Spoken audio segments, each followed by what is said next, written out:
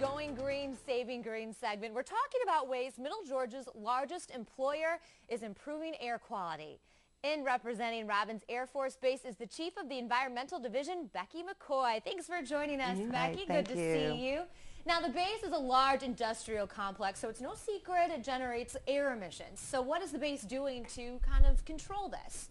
Well, in the past, we've done things like implement new technologies called flash jet.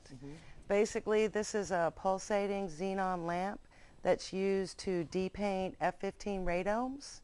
What that did was it eliminated the use of methylene chloride, which is a chemical that creates air emissions. So when we eliminated that chemical, we eliminated all of the air emissions. How long ago did you eliminate that chemical? That sounds kind of like a complex, in-depth process. process. Yeah, it really does. You make it sound simple, but I'm sure it's not.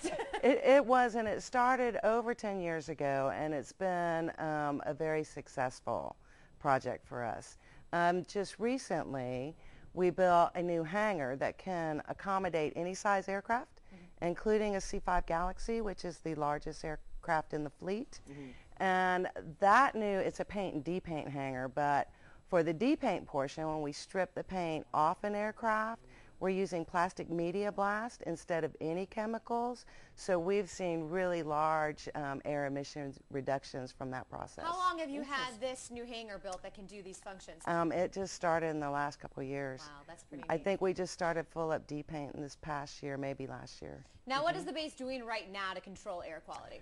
Well, we just implemented a new spray gun to paint the C-130 aircraft. The new gun uses less paint, so the less chemical you use, the less air emissions you have.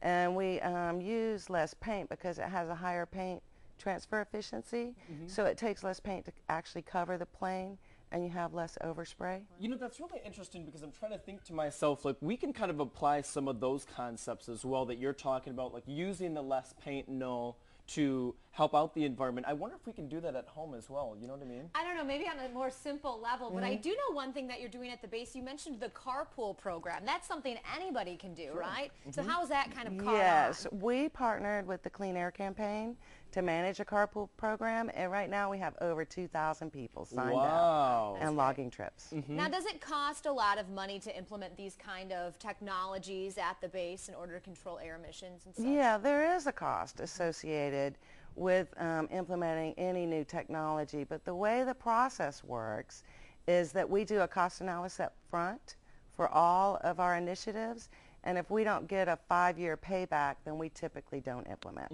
Now, I know you're forward thinking at the base, so what are you trying to do in the future? Do you have any other plans as far as controlling air quality? Well, we're going to do the same thing we've always done, at least for the last 20 plus years, and that is our pollution prevention program is already planned out for 10 years.